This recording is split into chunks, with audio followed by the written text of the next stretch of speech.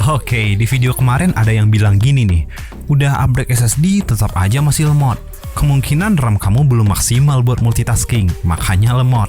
Lalu gimana sih random access memory atau RAM itu bekerja? Intro dulu, mari kita bahas.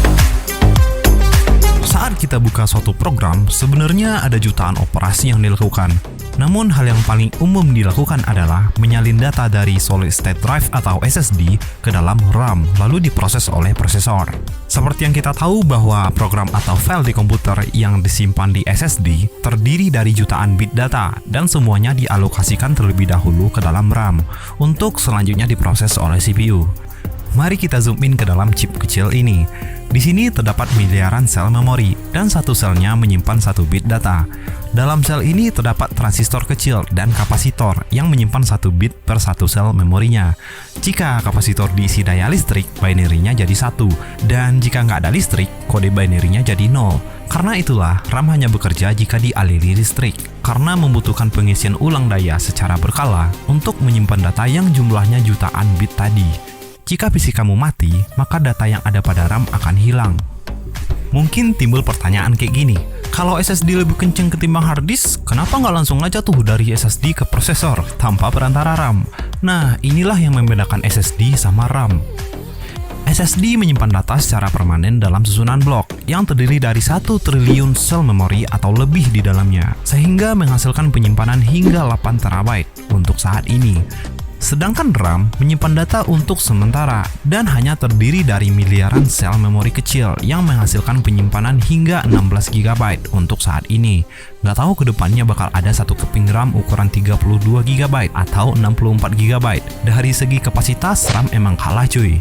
Tapi, untuk mengakses sel memori dalam susunan SSD yang sangat besar, memerlukan kecepatan read write sekitar 50 mikrodetik. Sedangkan untuk mengakses sel memori kecil dalam RAM hanya memerlukan kecepatan sekitar 17 nanodetik. Ini nanodetik ya, sama kayak bandingin kecepatan jet supersonic 3 Mach dikompar sama kura-kura yang berjalan. Artinya RAM 3000 kali lebih kenceng ketimbang SSD. Nah, dari segi kecepatan, RAM lebih unggul. Karena itulah, data dipindahkan terlebih dahulu ke dalam RAM agar saat program dijalankan, proses perpindahan data berjalan dengan cepat. Sebagai contoh nih, ketika kamu membuka game di laptop, komputer akan mengalokasikan beberapa ruang pada RAM dan memindahkan data yang dibutuhkan dari SSD ke dalam RAM. Di sini game kamu bakal loading dulu cuy sebelum bisa dimainkan. Jika kamu pakai hard disk, proses loading ini akan lebih lama lagi. Setelah perpindahan data selesai, maka game kamu akan bisa dimainkan, dan perpindahan data selanjutnya dilakukan oleh RAM ke CPU. Nggak kebayang kan gimana lambatnya game jika nggak ada RAM? Karena itulah, setiap developer mencantumkan RAM minimum yang dibutuhkan untuk menjalankan aplikasi mereka. Bentuk dan ukuran RAM juga berbeda-beda. RAM DIMM atau Dual Inline Memory Module memiliki ukuran yang lebih besar dan biasa digunakan pada PC desktop. Sedangkan RAM SODIMM atau Small Outline Dual Inline Memory Module memiliki ukuran yang lebih kecil dan biasa digunakan pada laptop atau PC mini. Jika kamu ingin upgrade RAM, pastikan generasinya sama ya. DDR5 sudah pasti tidak kompatibel dengan DDR4. Karena DDR5 memiliki timing, voltase, dan jumlah pin yang berbeda dengan DDR4. Untuk mencegah pemasangan yang tidak disengaja, notch pada DDR5 terletak di pin yang berbeda dibandingkan DDR4, sehingga RAM DDR4 tidak bisa dimasukkan ke slot DDR5, gitu.